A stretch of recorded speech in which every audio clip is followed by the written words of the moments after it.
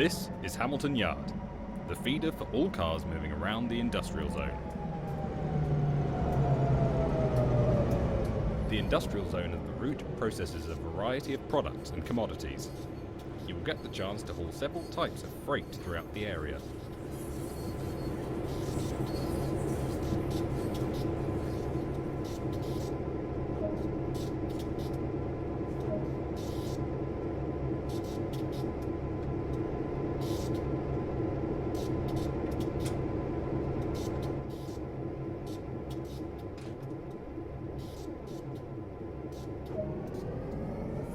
You're currently aboard a GP9RM diesel locomotive.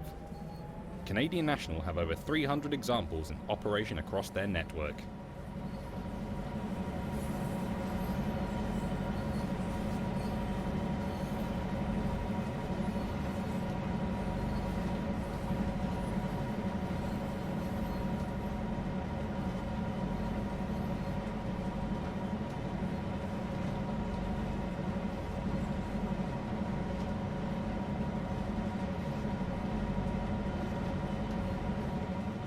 TrainSim World allows you to ride and drive trains from a selection of internal and external camera angles. Let's take a look now while exploring the exterior of this train.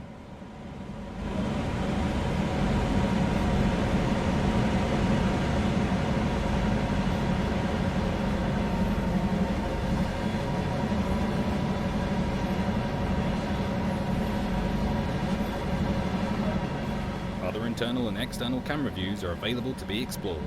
These can be accessed with the number keys.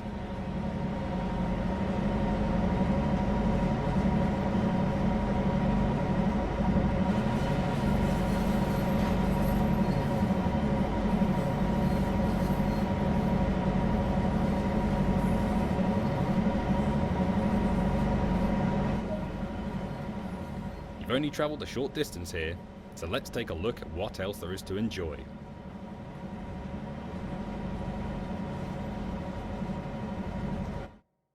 Welcome to the Oakville Subdivision.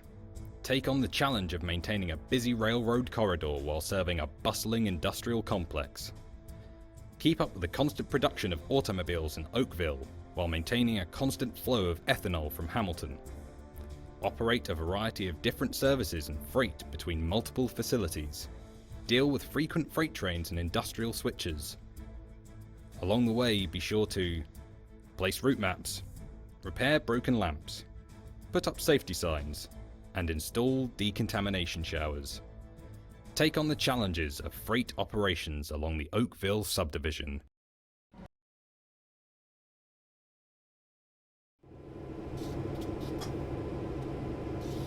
Hello everyone, and welcome back to TrainSim World 2. As you've probably guessed by now, we are on the Canadian National Oakville Subdivision route. And the reason I chose this one is Canadian National been in the rail news quite a bit recently. As I'm recording this and as you're watching it, they are in the final stages of a deal to take over Kansas City Southern, which, if you're not really up with what goes on in American railroads, you probably think, hey, who are they and why should we worry? And that's a fair deal. I mean, if you're not from the US, you probably haven't heard of Kansas City Southern, and probably doesn't seem like a big deal. However, this deal will give Canadian National, if it gets approved, mind you, we've got to go through an approval process, but if it gets approved and goes through, it will give Canadian National a route from Canada all the way through the US to Mexico, which is a big thing. So yeah, it's a big deal. The strange thing is though, this whole thing originally started with Canadian Pacific trying to buy ACS, and they put a very good offer up. Something around, it was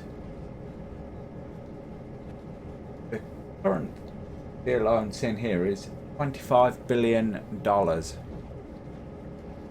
which is a heck of a lot of money. And that was all good. That was getting the green light. And then Canadian National stepped up and went, oh, we'll offer you 30 billion. And that's like, wow, serious amount of money. So you can see, obviously, how much this deal is worth and what that potential market would mean for whoever got it. So basically,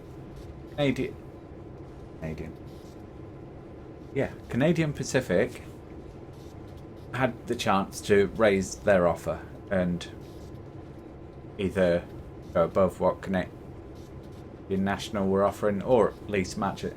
And they declined. And to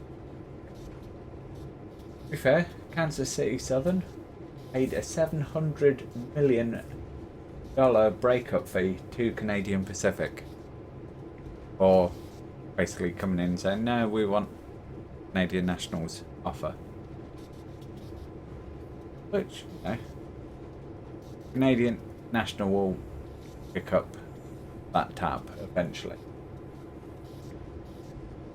So, yeah.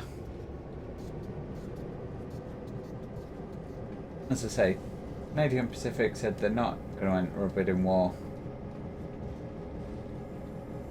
And what they urged ACS to do was take the lower offer, because they said that they offered the least risk of the two jobs on the table, and basically Canadian Nationals isn't going to get approval from US regulators, and that's basically the stage we're at now. Is CP's offer had already been approved. TN offer hasn't as of yet. So, you know, we'll have to kind of see what happens with that. I suppose I should talk a little bit about what we're actually doing in this video. Voice rally. So we are running maple leaf motoring. Basically, this scenario requires us to grab a couple of cuts of auto rack cars, join them together, and hightail it down the line using GP9 RMs, which in their original form have actually been around for a very long time.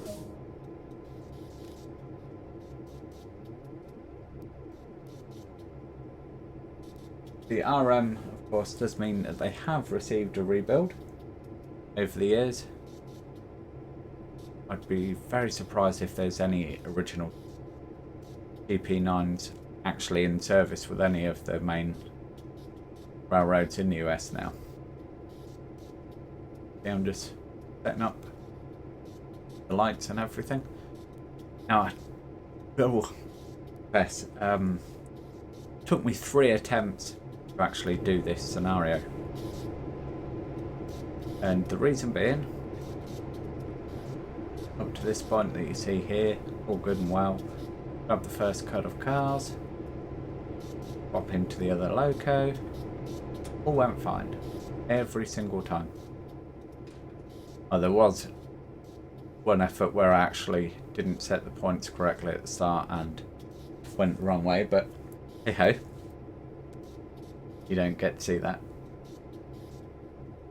But anyway, yeah, I went and I'll point it out again when we get to that point of the video, but basically I hooked up to the second set of cars, and I even went along and checked handbrake, make sure none of the handbrakes were on,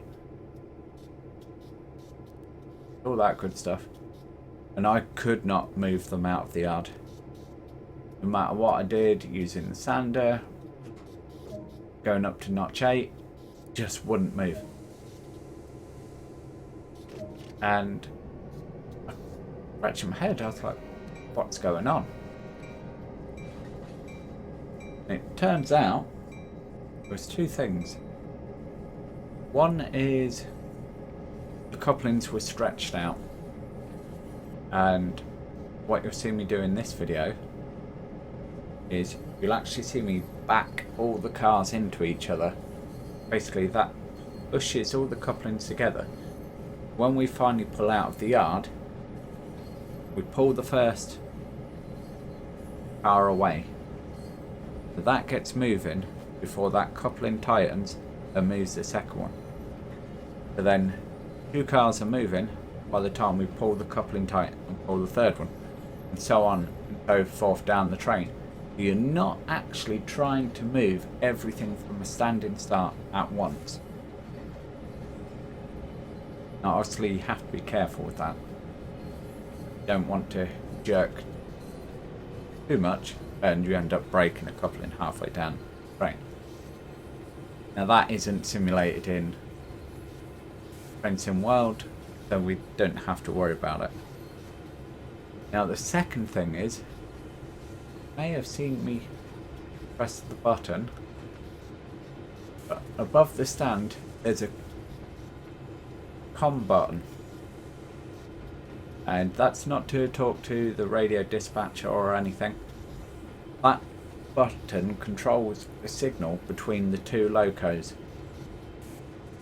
Now for whatever reason, even though I've pressed that button, the two locos talking to each other, and I don't know if this is accurate or not, but when we connect up to the second cut of cars, it basically resets that and switches it off.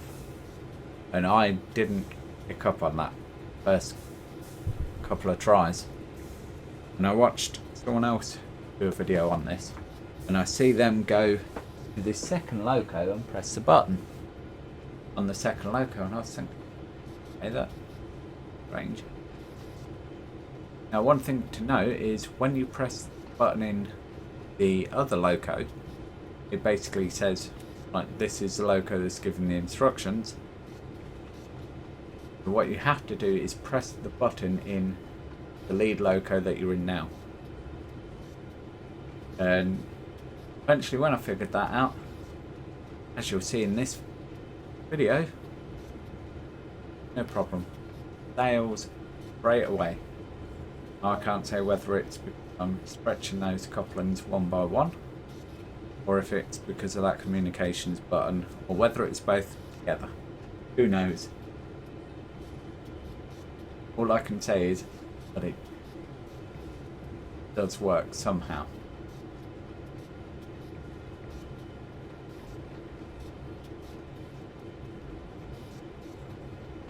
Yeah, going back to loco, as I say, GP9 RMs, we are going to hopefully get a run out in the other locos that come with this route. These GP9s, they are nice actually.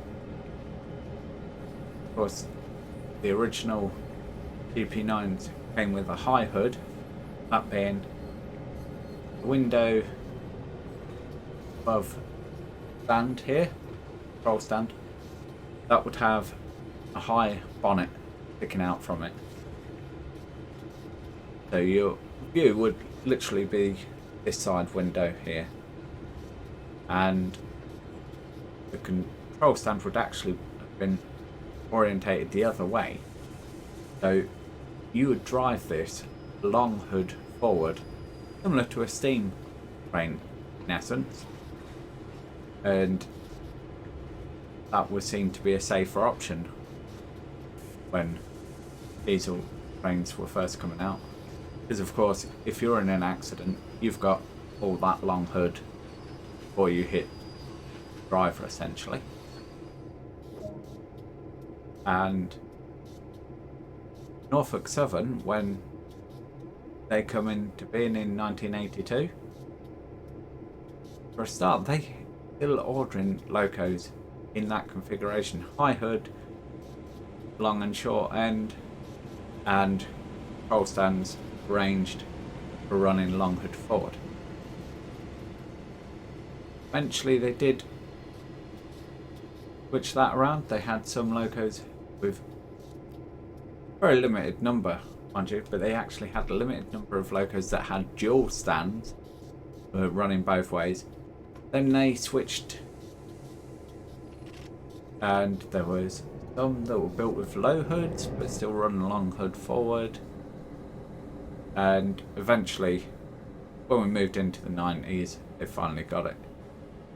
The head served this whole thing of short hood forward, the driver's safe there. Let's run that way. But anyway, that's probably digressing quite a bit away from what we were talking about and what we're dealing with here. As you can see, we are reversing down onto our second cut of cars now. And one thing I didn't do in this video, and I haven't actually done on this route, you'd have seen in the Oakville welcome section of this video, I thought I'd add just for a little bit of fun. It introduces the route much better than I could. And yeah, so there's all these collectibles. I don't go and get any collectibles this time around. Probably a whole bunch of them that we've passed moving around here. But I leave them alone. Don't go and get them.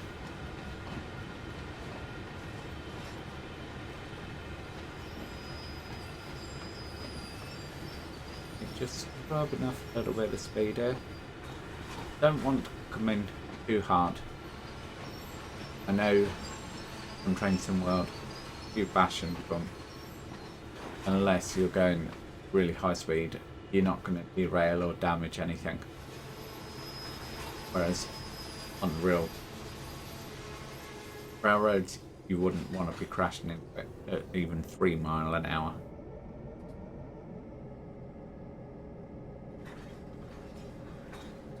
Creeping up nice and gently.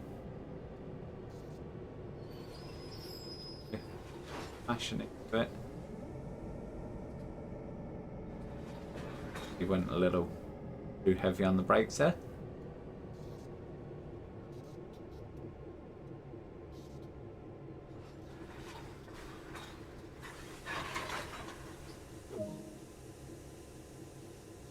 There we go, connected up. Got our instruction to go via Burlington.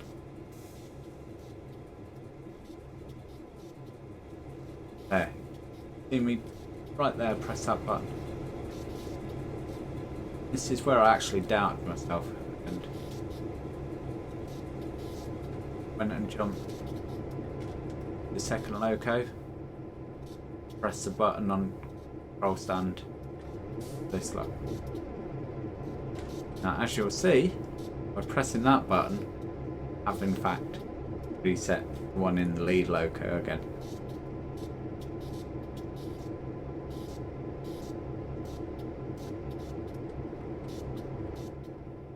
Climb up. Cab.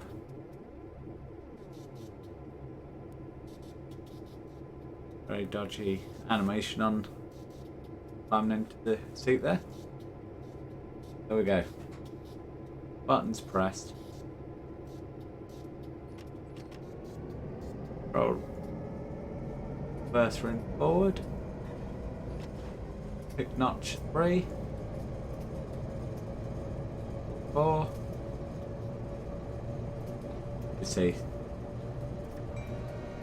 rolls out nicely.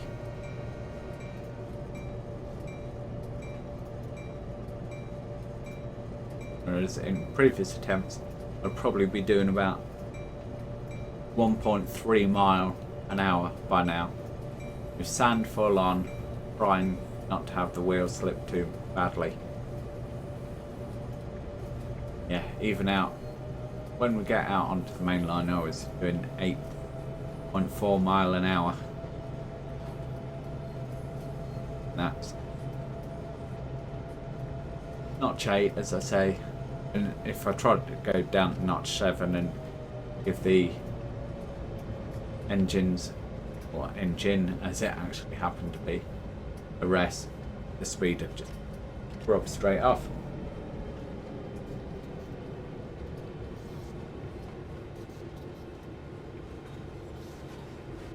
Anyway, yeah, that is us underway. We go via Burlington. No timetable to worry about on this, which is one of the things I do like about this. I have to say, with the exception of the Long Island Railroad, which even that is still hit and miss, I can't keep to any schedules on any of the routes. Timings are too tight. Other people may be able to do it, but if you know someone who can stick to timings on any routes, let me know down in the comments. I'd love to go watch those videos. All the people I've watched, such as Grand T, Sim Gaming, Colonel Failure, none of them that I have seen managed to maintain timings.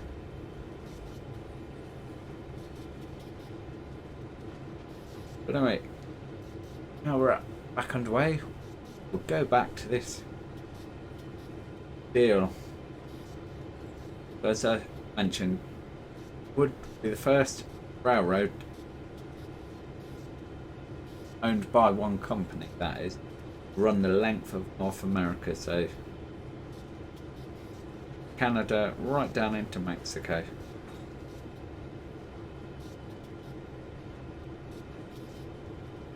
And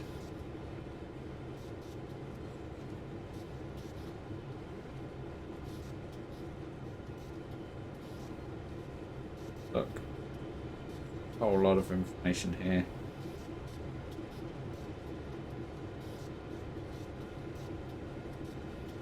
So if we look in terms of annual revenue for basically the major railroads in the US and whatnot.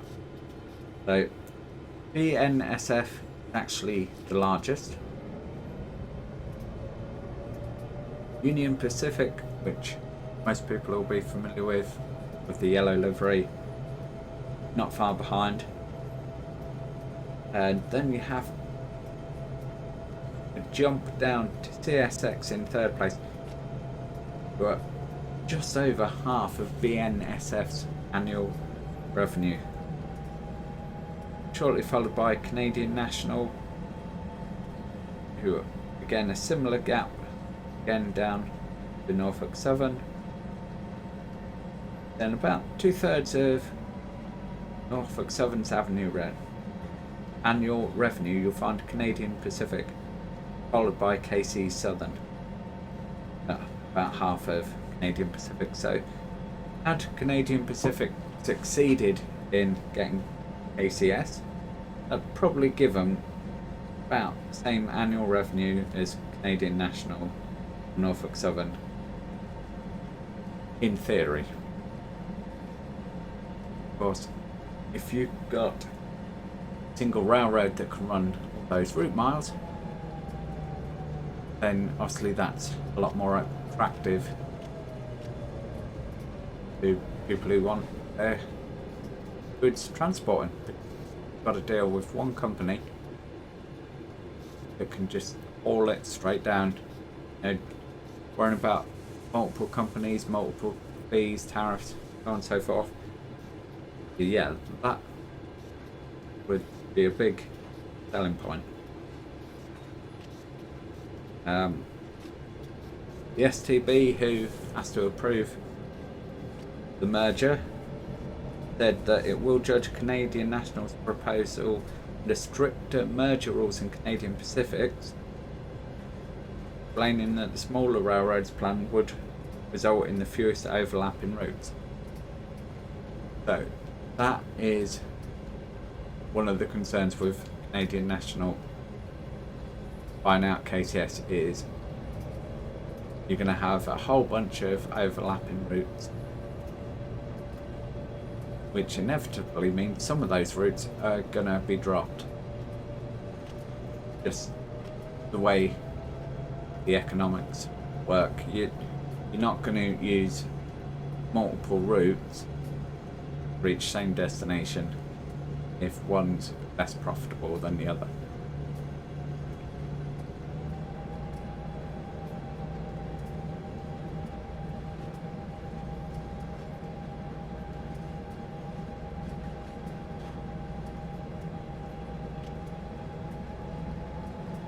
I think if there's anything more I can really add to that. Right.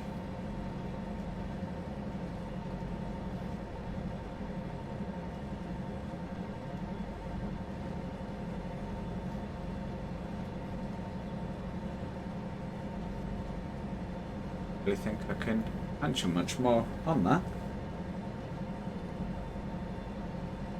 It's me thinking, oh yeah.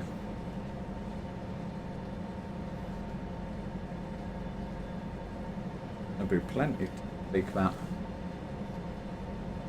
Probably not. Don't know, we'll focus on what we're doing in the game now. So we are running down Burlington still. We've got a few miles to go. Slowly picking up speed.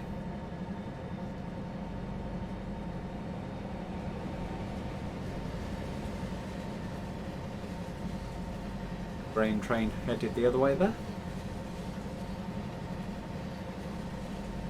Yeah, even though I have got two locos working together now on this, still gentle rise in speed rather than all the pulling power in the world. One of the things Canadian National are quite good at is allocating resources that can do the job without excess. So you wouldn't put 3 locos on this run just to get the acceleration up so you can be there 10 minutes earlier, for example, because you're going to end up using more fuel over the run, less sort of profit from it, essentially. Yeah, coming up nicely. Speed anyway. Still got a gentle incline on a run up to Burlington.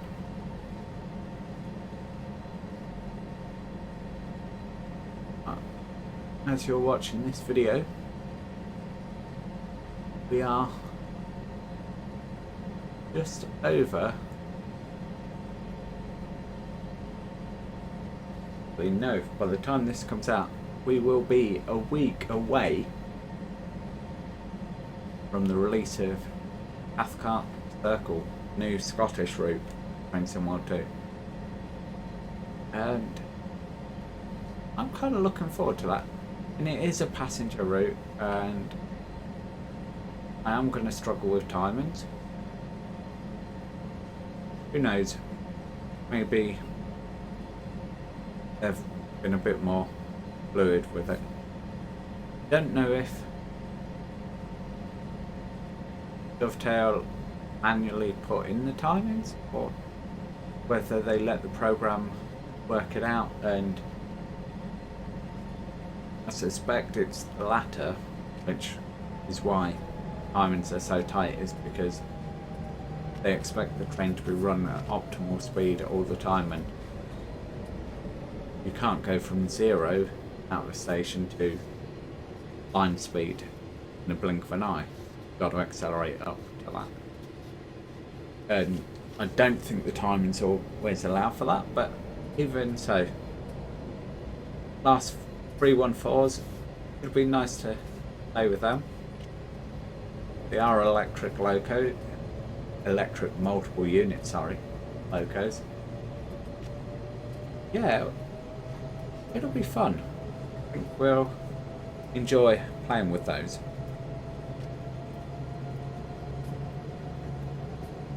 It will certainly be something different, and it's nice to be heading up to Scotland as well, as opposed to just sticking sort of southern, central England as we have done so far. And we're choosing the Cathcart Circle. Although there's some speculation as to whether the branches are included, I believe they are. But it gives that kind of route mileage the Dovetail seem to like. With the exception of heavy haul, we've still not had a really long route. And shame, personally. There's nothing better sometimes than jumping on this and knowing you're going to be going for a good couple of hours. So sit back, get some snacks ready, get some drinks ready, head out on the line and just relax. That's one of the reasons I play these simulators, and you've got to have your wits about you. That's why I started recording these videos the way I have, doing the voiceovers afterward, because it allows me to sit back, focus on the job I'm doing, drive the route without having to basically fill the void. When, I mean, to be honest, I'm not always the greatest, as you can tell right now, at spontaneously coming up with talk about.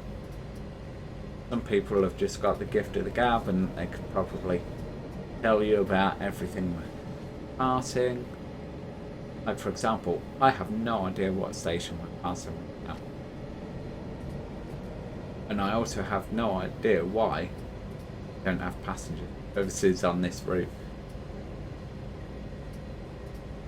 Maybe it's because there's only a couple of stations on the route, and in reality it would probably be rather dull to drive. Now what we will do at some point soon is we do have the San Francisco route, and we are going to have to take that for a spin at some point. Outside the cab a little while, have a look around at the scenery a bit better. There is quite a bit to actually see. Sharp contrast to a previous run on the West Somerset line, where it's all pretty much countryside and trees. There aren't developed areas around here to run through. Bit of industry, and personally I'm actually looking forward to being able to do a bit of switching on this route. But these GP9 RMs through the paces, a job that arguably they'd be better suited to. And they're doing the job fine, running these auto racks, but there are better trains suited to doing that job, quite frankly.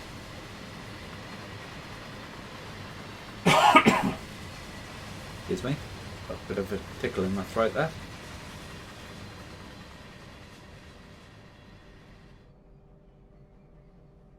Fly-by shot there.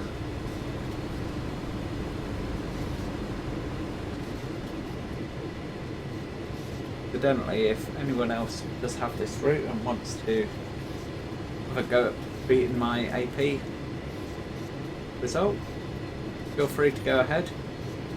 I'd love to know what your scores are for these routes, these scenarios. you know, in absence of actual multiplayer mode for this, then it's still one way we can interact with each other. One thing I will do is, to say, I know that Graham T has run this scenario in a video. So I'm actually going to, after this video finished, I'm going to go and take a little peek, see what his result. I'm curious as to what results he got versus what I got. As you can see, coming up to our first location here, Burlington, it is a go via instruction rather than a stop. Something you've always got to be careful of. It's all too easy to see an instruction and go, oh, I got to stop here. Yank on the brakes and then go, oh, didn't read that properly, now I've got to accelerate. There. We've just got information over the radio that there is an emergency restriction, so we are being rerouted. Of course, that is part of the scenario.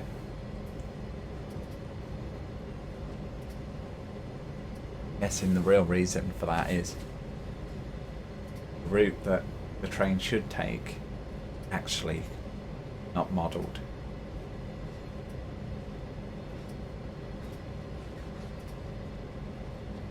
It's fine. Gonna go via Bayview Junction. It's 4.5 miles away.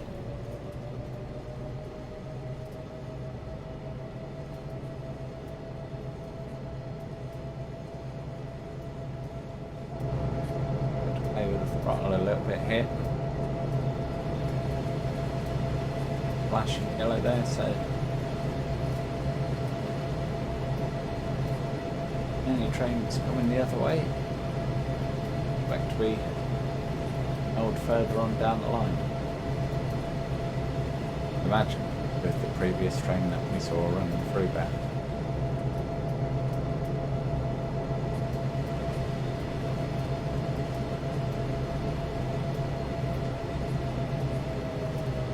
The camera malfunction there while spinning around.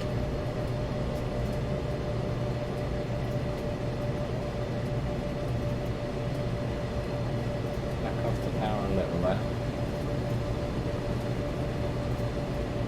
Want to make good time, we don't want to lead in.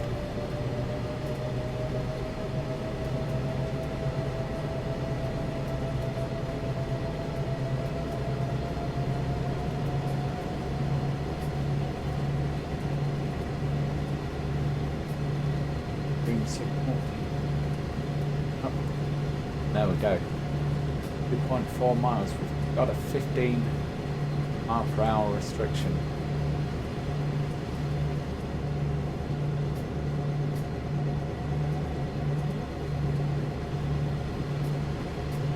Yard here. Not too full of cars to be moved around, but no, a reasonable representation of additional rate on the route. One thing I really wish they'd done is worked out a way for the sim to look at what other routes you've got. Like we've got the preserved NEC route, we've got heavy haul. Nice if the game could just look and say, oh, as those routes. Look at that. We almost missed that. We've got a loco running with just one tank car there. Yeah, it'd be nice for Tim to be able to look through what other content you've got. Say, oh, let's pop in some wagons. Because, sorry, cars. Because reality is, very rarely will you find cars restricted to their own networks. So you can expect to see DP and DN auto racks in with DSX and Norfolk Southern and even a few others. I've seen it myself watching railfan cameras, virtual railfan, so you know, that's just talking about auto racks, box cars, hoppers, gondolas. You know, they get all over the place. Of course, yes, you don't want your car sat on other companies' rails for too long, because you're going to have to pay for that. Talking of paying for something, I brake too late here, look. Managed to get it mostly down. 19 mile an hour. That 15 limit there. Which, curiously, I'm wondering why we've got that 15 limit. Because, as you can see, we're not switching over. The only reason you should have a 15 limit is if you're switching over to another line. See? Clearly don't.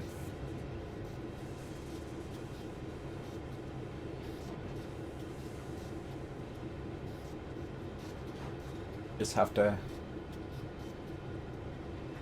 keep playing with brakes on this one. I've got a slight decline, and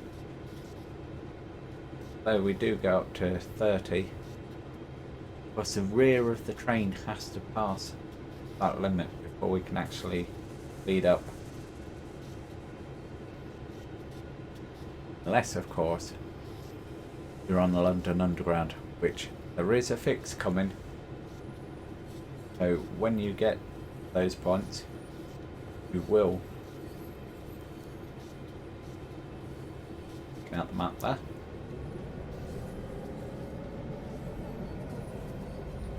I can see where we're going. Yeah, as I say, you will soon be able to increase your speed when the front of the train gets to that signal marker, which is how it is on real London Underground. Wait, how Dovetail let that go through, and whether they thought it wouldn't get picked up on, I don't know, or whether they just didn't have the expertise at the time to allow it to happen. Of course, standard thing is rear of the train pass is a speed change, then you can accelerate. Front of the train gets to a speed reduction, that's when you need to be at that speed. So I imagine the code had to be all changed with the Bakerloo line. That should not be the case.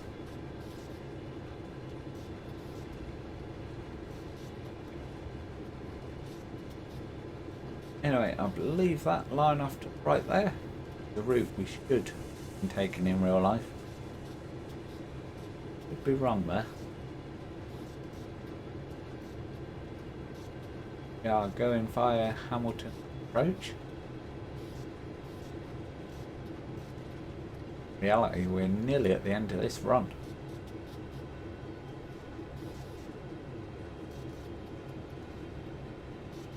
Got another 15 restriction ahead. Quite honestly, I didn't see the speed in this bit. Knew we was going to slow down soon. So rather do it well ahead of time, not get caught out speeding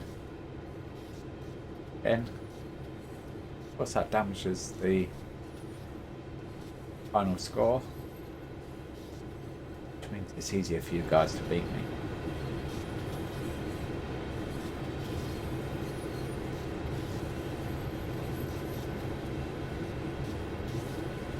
Got a lake there, well left. Also see where the bell is located on these.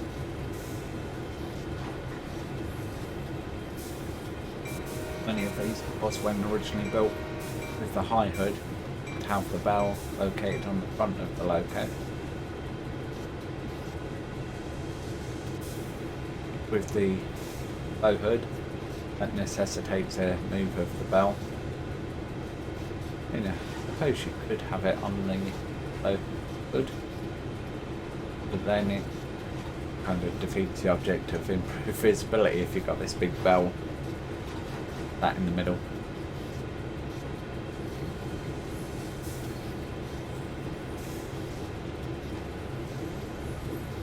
Yep. Now, as you can see, there is another diverging line here, so maybe that's, who knows. Quite an impressive road over bridge either way.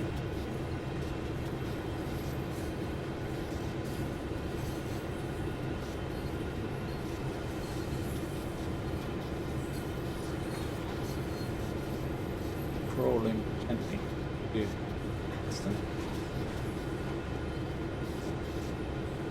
As for next video coming. Oh, then nailed what it's going to be yet. Few ideas. Could be the London Underground, could be Long Island Railroad. Either way, one thing I do know is it is going to be another scenario. I'm going to have to do a bit of research and probably find a bit more information, a bit more content to talk about during these videos. Because honestly, I thought it was going to take me a lot longer to discuss this whole ACS BN merger, which, to be fair, that's still not confirmed that it will go ahead yet. It has got to pass regulatory approval. As and when that happens, I'll probably do another scenario on this route, like when that's announced. As I say, if it goes ahead, that kinda is going to change the balance of biggest powers for the US rail company. I don't think Union Pacific and BNSF have got any immediate worries. But for the likes of Norfolk Southern, they're really gonna fall down the pecking order.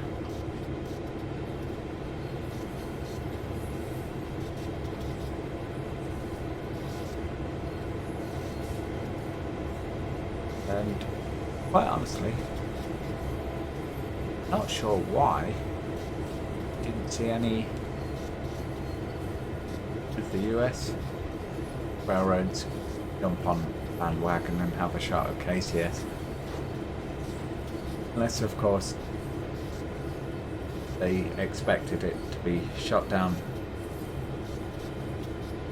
by the regulatory board. Who knows?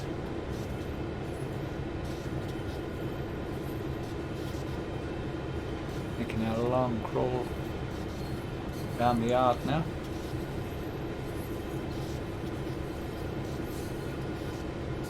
Here we have got a couple of trains stabled in this yard. One annoying thing to see here though, look. Every time you do a new route or do a tutorial, it resets the stop marker. But I don't need that stop marker on. Work out for myself for the most part where I need to be braking. I don't need this stop marker counting down, so I can work out when I need to be stopping and where all my locos and cars are going to end up.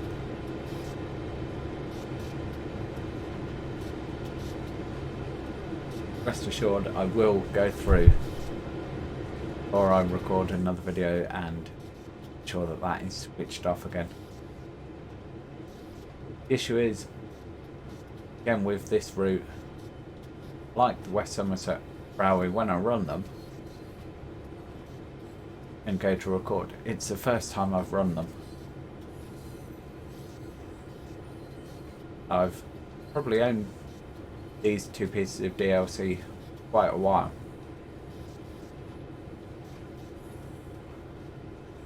But yeah, it's the time thing. Not had the inclination to actually play them. When I have fired up Train Sim World 2, as I've mentioned in previous videos, my go-to has just been, let's grab Long Island Railroad, go for a quick run on that. If I fancy a longer run, it's going to be Sandpatch grade. Got to get out of the habit of saying heavy haul. That's because that's originally what it was known as. And of course, console versions come out, it adopted the Sandpatch grade name with the Train Sim World 2 moniker.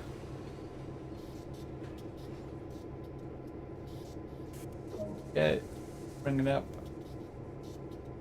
4 yards out. You're at the train.